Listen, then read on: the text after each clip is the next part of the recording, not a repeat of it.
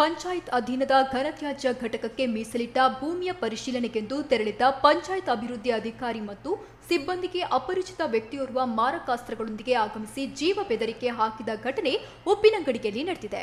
Uppinangady panchayat PDO Wilfred Rodrigues ಮತ್ತು ಪಂಚಾಯತ್ ಸಿಬ್ಬಂದಿ Isaac ಗುತ್ತಿಗೆದಾರರೊಂದಿಗೆ ಅಜಿರಾಳ ಎಂಬಲ್ಲಿ ಪಂಚಾಯತ್ ಘನತ್ಯಾಜ್ಯ ಘಟಕಕ್ಕೆಂದು ಮೀಸಲಿಟ್ಟ 45 ಸೆಂಟ್ಸ್ ಭೂಮಿಯಲ್ಲಿ ಅಭಿವೃದ್ಧಿ ಕಾರ್ಯ ಪರಿಶೀಲನೆಗೆಂದು ಸ್ಥಳಕ್ಕೆ ಭೇಟಿ ನೀಡಿದ್ರು.